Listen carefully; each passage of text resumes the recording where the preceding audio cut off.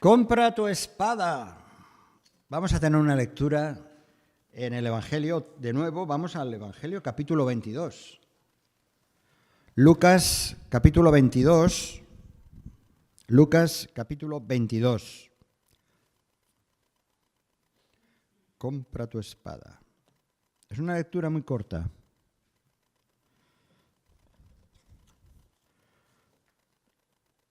Lucas capítulo 22, versículo 35.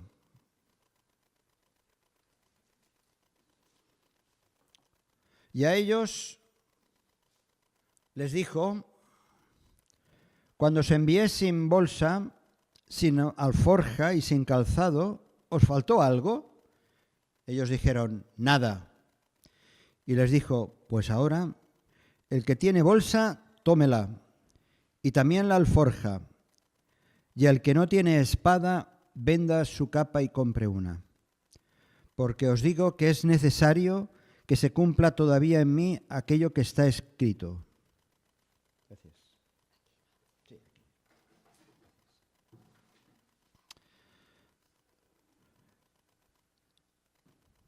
Repito el versículo 37. Porque os digo que es necesario que se cumpla todavía en mí aquello que está escrito. Y fue contado con los inicuos. Porque lo que está escrito de mí tiene cumplimiento. Y entonces ellos dijeron: Señor, aquí hay 2 espadas. Y él les dijo: basta. Bien, hasta aquí.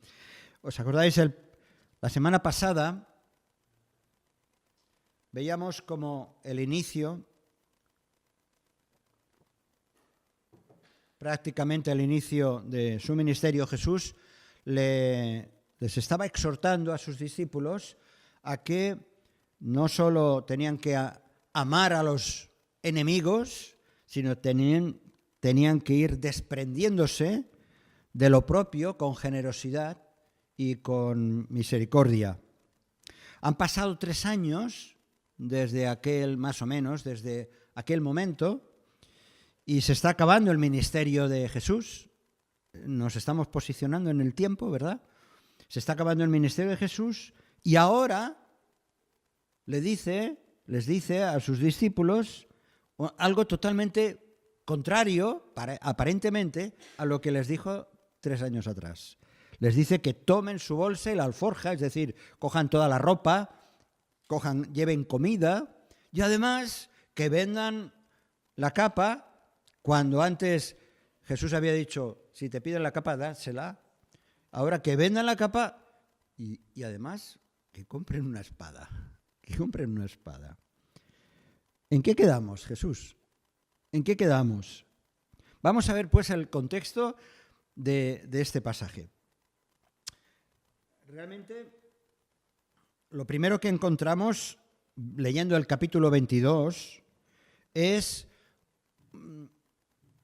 A ver, voy para atrás. Encontramos, ha pasado una cena como un poco agridulce.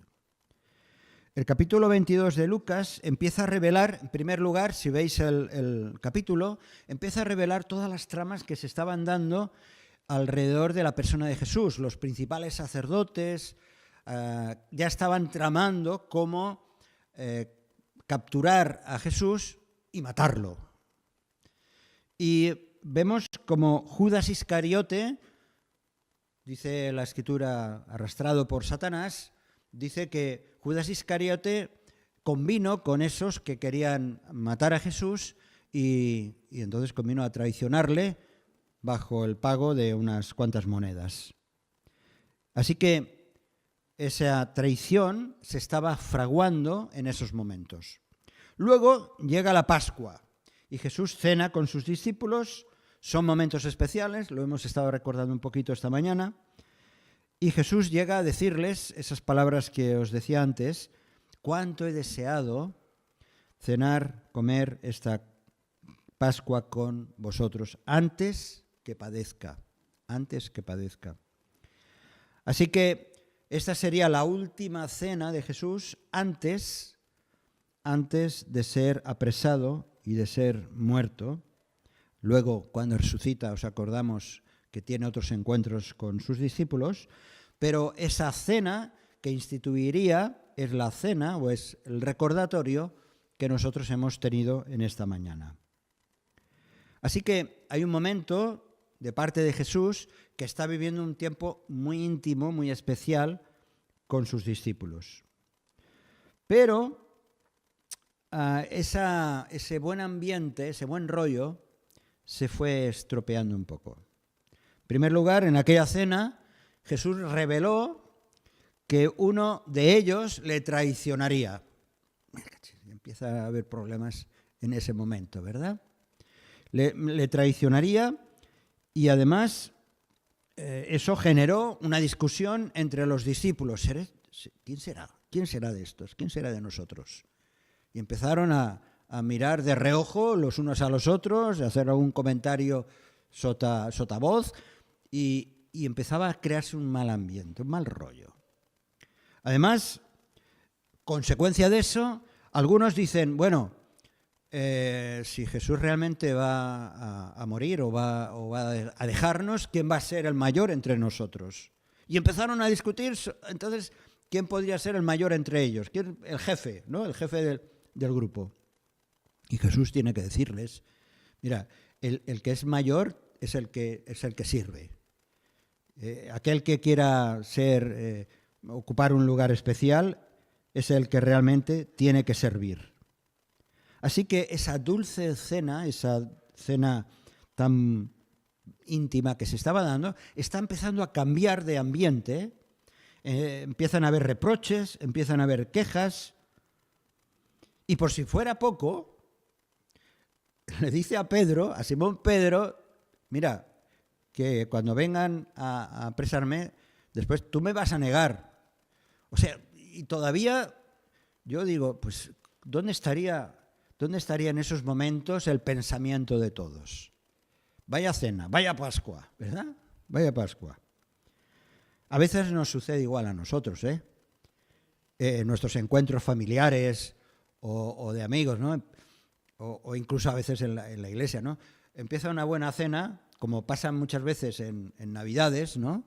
Que te encuentras con familiares que no ves hace tiempo y todo empieza con un buen deseo de pasar un buen rato, ¿no? Y va bien, pero de pronto alguien hace un comentario o una opinión o alguna queja y entonces ese ambiente se va fastidiando, se va estropeando, ¿verdad?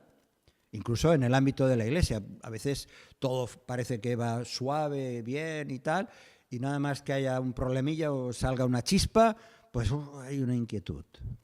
Bueno, se estaba dando una situación realmente de agridulce. Con todo eso, no sabemos cómo estaría el corazón de Jesús. Pero lo cierto es de que, y lo hemos leído antes, que después de toda esta situación, dice que Jesús se fue, como solía, al monte de los Olivos, a orar. Él se dirigió con sus discípulos al huerto de Getsemaní a orar, sabiendo además que esa noche le iban a entregar. Yo no sé tú, pero uno diría, después de tantos problemas, después de este mal rollo, de estas situaciones, yo no tengo ganas de orar.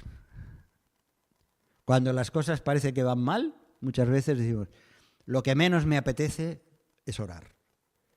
Y sin embargo Jesús,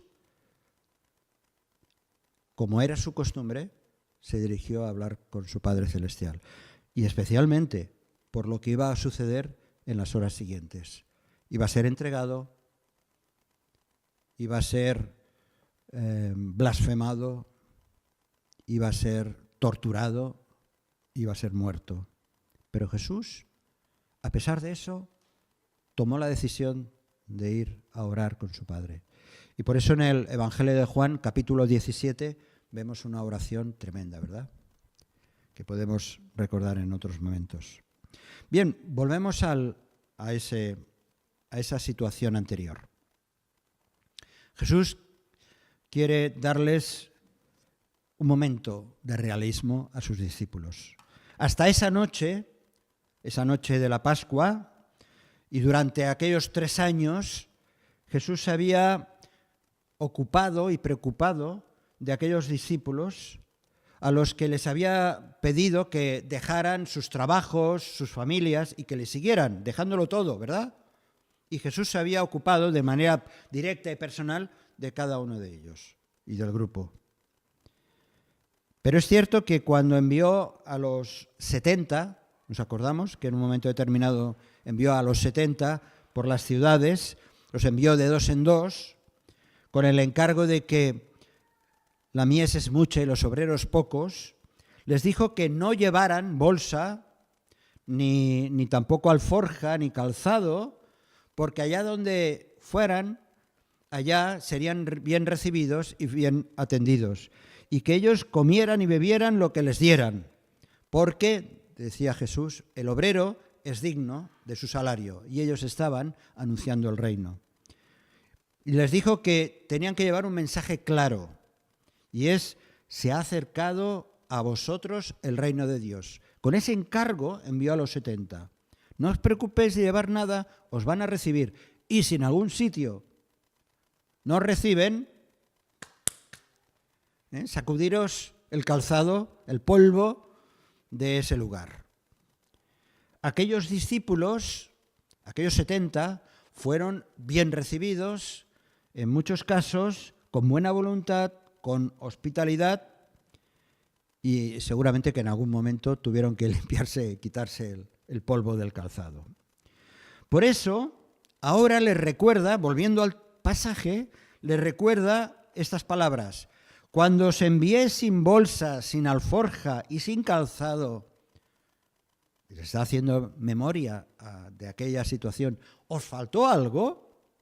¿Os faltó algo?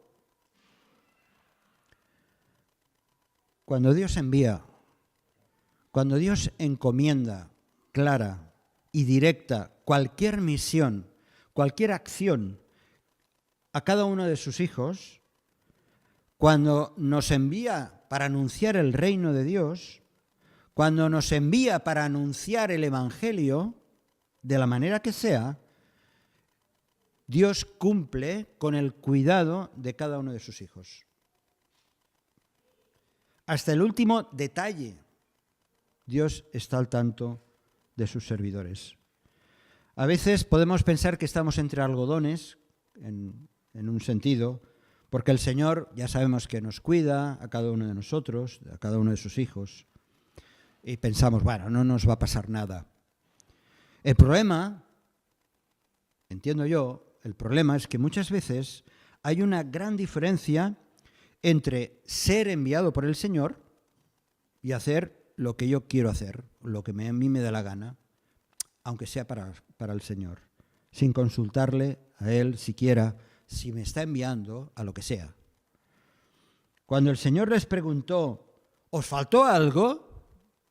¿Ellos qué responden? ¿Qué responden? Nada, no res. No les faltó nada, porque habían sido enviados por el Señor. Efectivamente, si yo echo la mirada atrás de manera personal, debo decir que nunca me faltó nada. Nunca me faltó nada. La verdad. ¿Que tuve menos de lo que me hubiera gustado? Pues sí. ¿Que pasamos estrecheces en unos momentos y en otros, como familia? Pues sí. ¿Que nos metimos en problemas económicos por causa de la obra del Evangelio o por decisiones equivocadas? Pues sí, pero nunca nos faltó nada. Esa es la realidad del hijo y de la hija de Dios que está pendiente del Señor. No nos falta nada. Porque el Señor, ¿qué dijo? Yo estaré con vosotros todos los días hasta el fin del mundo. Y el Señor está pendiente de nuestras vidas. Que es un privilegio tan grande. Y todo el mérito es del Señor, no es mérito de uno mismo. Él es el que envía. Y cuando no es Él el que envía, entonces nos equivocamos, metemos la pata y sufrimos las consecuencias, claro que sí. Hablando Pablo, el apóstol Pablo a los Corintios, acerca de la generosidad de los macedonios, de la iglesia de Macedonia, que dice que aun siendo pobres y viviendo en estrechez, estos macedonios, cristianos macedonios, dice que ofrendaron más allá de sus fuerzas. Y tenían estrechez, lo estaban pasando mal, pero ayudaron a otros hermanos ofrendiéndoles. Dice en 2 Corintios capítulo 10, versículos del 12 al 15, dice, porque si primero hay, dice Pablo, si primero hay la voluntad dispuesta, será acepta según lo que uno tiene, no según lo que no tiene, lógico. Lo que tengo es lo que doy. Como el pozo. El pozo dice, el agua que tengo es la que doy. Si no tengo agua no puedo dar. Pero la que tengo, la doy. Dice, porque no digo esto para que haya para otros holgura o abundancia y para vosotros estrechez, sino para que en este tiempo, con igualdad, la abundancia vuestra, está hablando a los corintios, la abundancia vuestra supla la escasez de ellos, la escasez de los hermanos de Macedonia. Es decir, ese equilibrio entre aquellos que tienen más y otros que tienen menos, pero en cualquier caso la generosidad y el amor compartido es el mismo. Para que también la abundancia de ellos supla la necesidad vuestra, para que haya igualdad, como está escrito. El que recogió mucho no tuvo más, y el que poco no tuvo menos. En definitiva, Dios usa lo impensable, lo que tú ni yo podemos pensar, para el cuidado de sus hijos.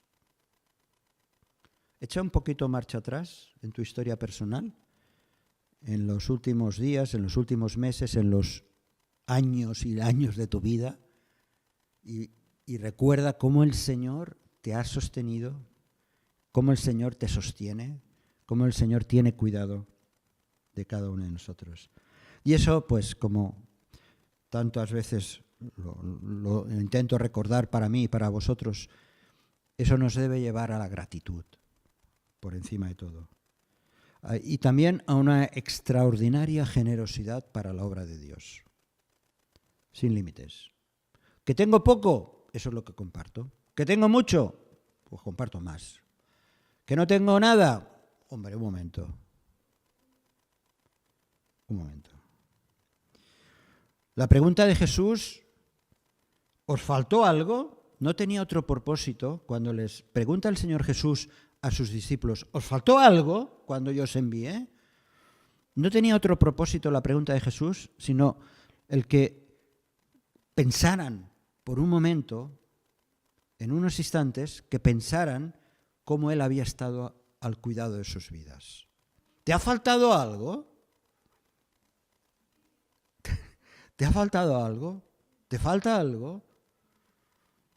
El Señor ha estado pendiente de ti. Dios ha estado al cuidado de tu vida. Dios estuvo al cuidado esos 3 años de seguir al Maestro, aquellos discípulos, pero a partir de aquella noche las cosas iban a cambiar.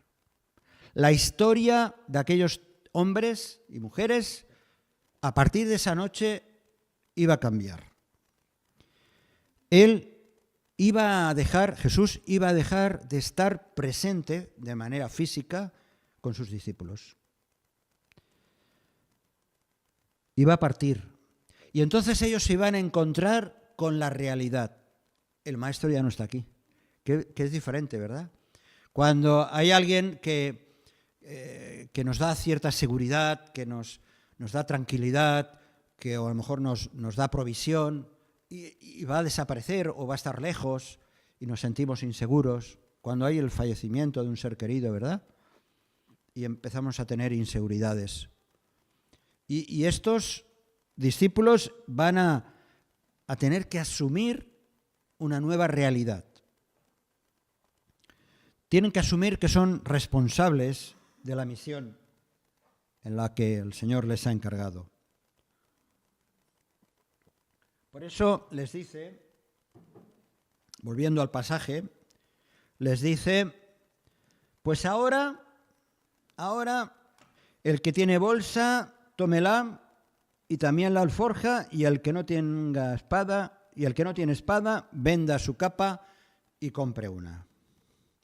Es decir, haz todo lo que esté de tu mano. Era como decirle, estoy a punto de dejarte, y una vez que me haya ido, debes utilizar tu sentido común para obtener provisión y protección. Espabilate. Espabilaos, les estaba diciendo Jesús. Ahora ya no voy a estar con vosotros cuidando de vuestra salud, incluso de vuestra comida, ni de vuestra protección, ni hacer milagros. Ahora espabilaos vosotros. En la cena ya les había dicho, leemos en los versículos anteriores, que no es la lectura que hemos hecho, pero dice, yo pues os asigno un reino, como mi Padre me lo asignó a mí, para que comáis y bebáis, dice, a mi mesa en mi reino, y os sentéis en tronos juzgando a los 12 tribus de Israel.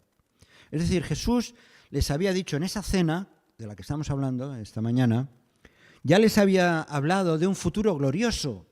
Les había hablado nada menos de que iban a participar en la intimidad con el Cordero allá en los cielos y que además iban a recibir bendiciones allá y que además iban a ser los que juzgarían a las 12 tribus. Pero eso es algo que iba a pasar en el futuro. Eso no era para inmediatamente. Mientras tanto, mientras no llegaba ese momento, ellos tenían la responsabilidad de cubrir el plan, el propósito para el cual habían sido llamados, que era cumplir la misión. Cumplir la misión. Sí, había un futuro glorioso. Y algo parecido nos pasa a nosotros. Claro, nos ha rescatado el Señor, nos ha salvado, nos ha hecho formar parte de su pueblo. Y sabemos que en Cristo hay un futuro glorioso. Pero dice también que el mismo Espíritu de Dios, es cierto, nos da testimonio a nuestro espíritu de que somos hijos de Dios y vemos que somos herederos, coherederos con Cristo, si es que padecemos juntamente con Él, para que juntamente con Él seamos glorificados. Y eso ocurrirá en el futuro. Y sí, ya somos herederos y coherederos con Cristo. Pero hasta que no seamos glorificados, nos toca cumplir con la misión, como aquellos seguidores. Mientras tanto, tenemos que apechugar, tenemos que enfrentarnos con la realidad de asumir la responsabilidad de cumplir la misión de Cristo, entregándonos en sacrificio vivo y agradable al servicio de Jesucristo y proclamando el Evangelio. Y el Señor Jesús a esos discípulos les está diciendo eso, que ya no voy a estar de manera visible con vosotros, que me voy. Pero ahora a vosotros os corresponde tomar la responsabilidad. La verdadera espada, claro, esta es la parte que más chirría, ¿verdad? Nos suena raro cuando Jesús les dice a estos discípulos que venda su capa y que compren una espada. Esta es la parte que nos llama un poco la atención, ¿verdad? ¿Cómo es posible que el más pacificador del mundo, aquel que pedía amar a los enemigos, perdonar a cualquiera, no importa lo que le hicieran, que exigía ese perdón, ahora les está diciendo a sus discípulos que compren una espada? ¿Cómo es posible eso? ¿Es que se había convertido en un revolucionario violento para levantar la lucha contra los invasores romanos o para destronar a los del Sanedrín, etcétera, etcétera? Por supuesto que Jesús no se estaba refiriendo a una acción violenta. ¿Cómo iba a referirse Jesús a una acción violenta? Por eso, cuando los discípulos le ofrecen las espadas, le hemos leído, Señor, aquí hay 2 espadas. Y el Señor dice, basta. Hay quienes quieren interpretar con ese basta como, es suficiente, con 2 espadas ya nos defenderemos. No. Ese basta significaría más bien todo lo contrario, dejar de hablar tonterías, porque algunos incluso dirían, bueno, con esa actitud parece, si Jesús hubiera dicho, vale, sí, con estas espadas está bien, pues era como aceptar un poco la actitud humana, ¿no? Y no comprensible de los seguidores de Jesús. Pero Jesús, ese basta tiene otro significado. Y la prueba está que Jesús no iba a apoyar ningún acto violento. La prueba está que unas horas después, ¿verdad?, allá en el huerto, en el Monte de los Olivos, cuando vienen a arrestarlo, Pedro desenvaina la espada que sería seguramente un puñal, no es una espada de estas medievales, una espada o un puñal corto, le da un tajo a la oreja de un siervo del grupo que venía allí a apresarle.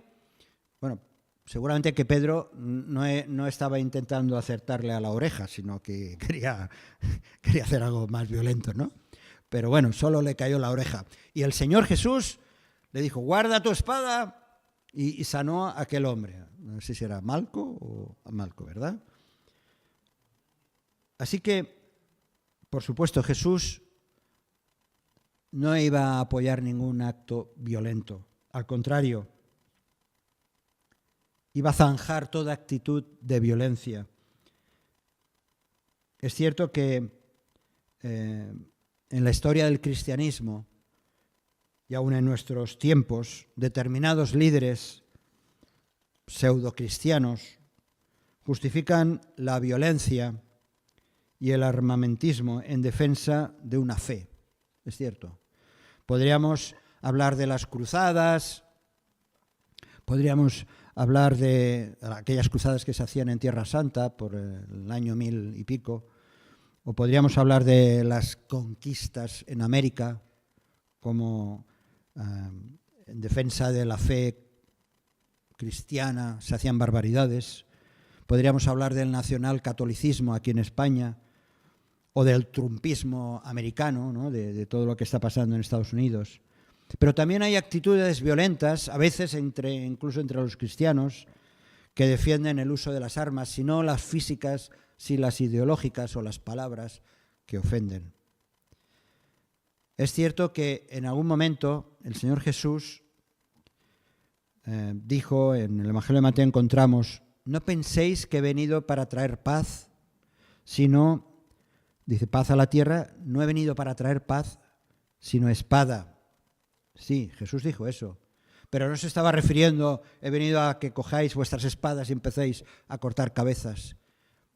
Jesús vino porque es radical, el Evangelio es radical. Y por eso, en ese contexto que están esas palabras, habla de seguirle a Él, tenerlo a Él en primer lugar, antes que cualquier otra cosa o cualquier otra persona. Jesús vino, a veces, en esa radicalidad del Evangelio, genera precisamente conflicto, es cierto. Porque cuando es seguir a Jesús, es enfrentarte al mundo que está bajo el poder de Satanás. Jesús les estaba hablando en esos momentos de la violencia y del sacrificio que Él mismo iba a sufrir. Y volviendo otra vez al Evangelio de Lucas, capítulo 22, Él cita estas palabras de Isaías. Porque os digo que es necesario que se cumpla todavía en mí aquello que está escrito y fue contado por los inicuos. Jesús está hablando de sí mismo. Jesús ya les había declarado antes lo que iba a ocurrir. En capítulo 18 y en otros momentos les había hablado de que Él iba a sufrir. Dice que tomando Jesús a los 12 les dijo: he aquí subimos a Jerusalén, y se cumplirán todas las cosas escritas por los profetas acerca del Hijo del Hombre. Pues será entregado a los gentiles. Y después será escarnecido, afrentado, escupido. Después que le hayan azotado, le matarán, pero al tercer día resucitará.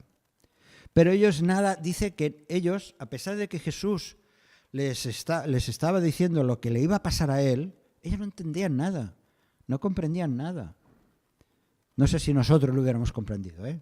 No sé, que somos más listos o más astutos, pero aquellos hombres que estaban viendo tanta obra de parte de Dios, tantos milagros, o sea, tener ahí al lado a Jesús, la impronta de su carácter, todo, y aún así, con lo que les estaba diciendo, no entendían nada, no comprendían nada. Pues bien, ellos no entendieron en esos momentos ni el sacrificio de Cristo que iba a ocurrir en las pocas horas, ni lo que ellos mismos llegarían a sufrir a partir de ese momento. Y así fue.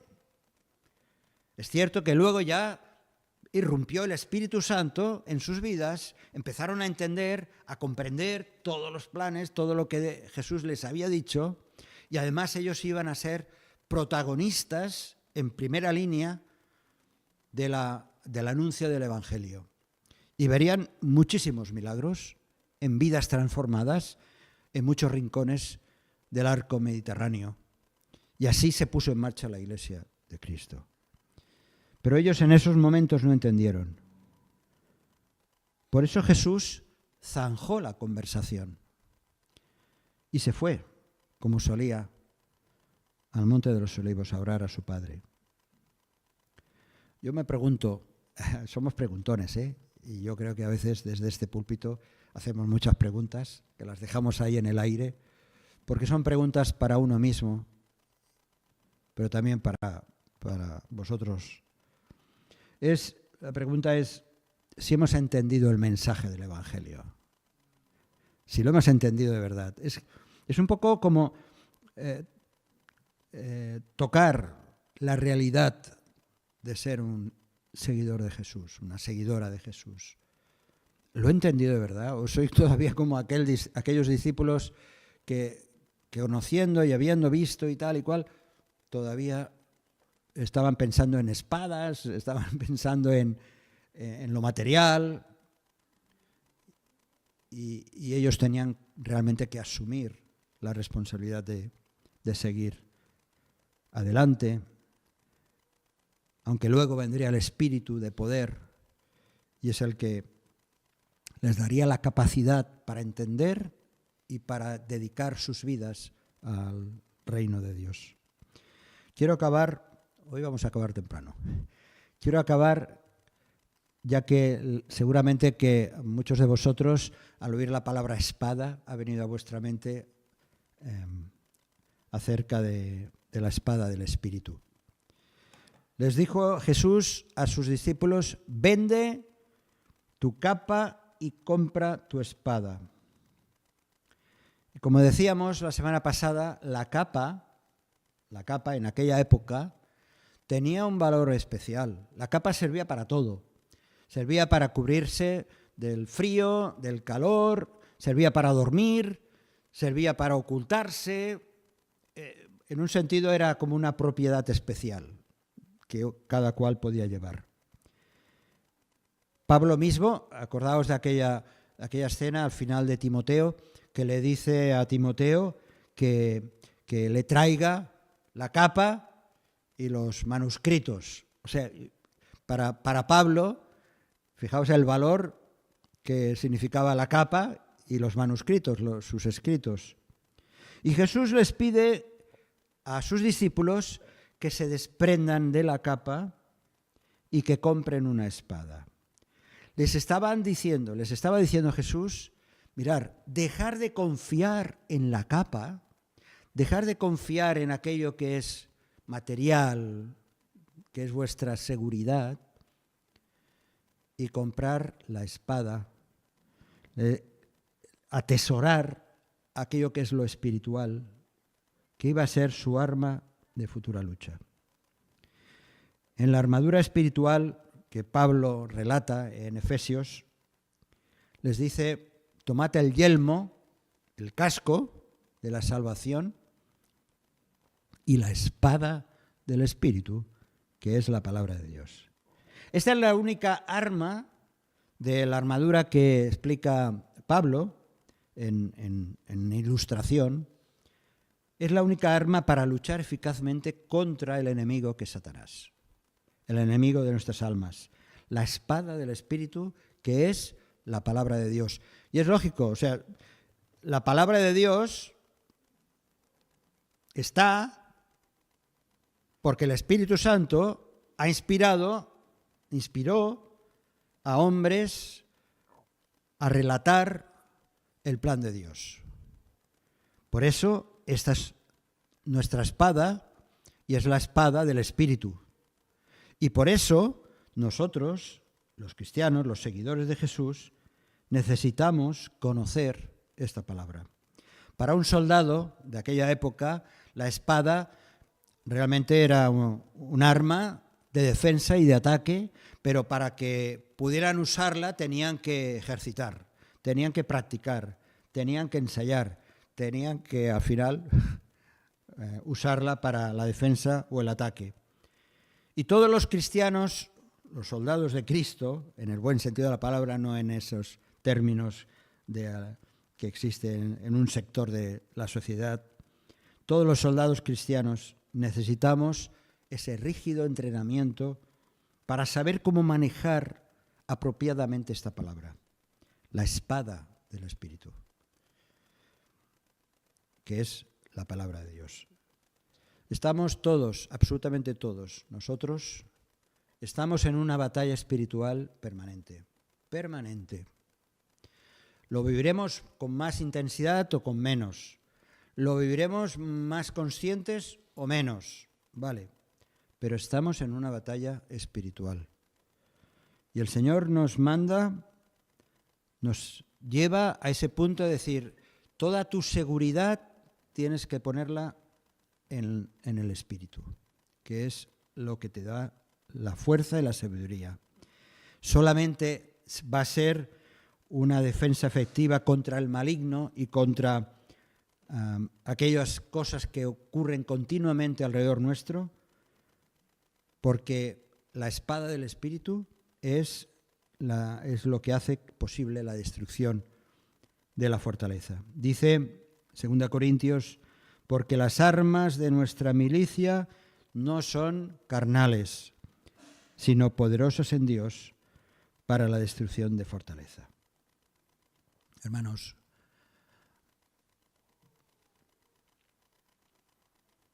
vende tu capa, confía en el Señor, Él está a tu cuidado, toma responsabilidades las que el Señor te pone en tus manos, compra tu espada, apropiate de la espada del Espíritu, que podamos juntos avanzar en la proclamación del reino. Señor, gracias porque tú nos orientas de manera muy clara a poner nuestra mirada en ti, a no depender de nuestras fuerzas ni de lo que tenemos o dejamos de tener. Y Señor, lo único que queremos es aprender de ti, depender de ti y vivir en el poder del Espíritu. Señor, nuestra vida, si tiene un sentido, es porque tú la llenas.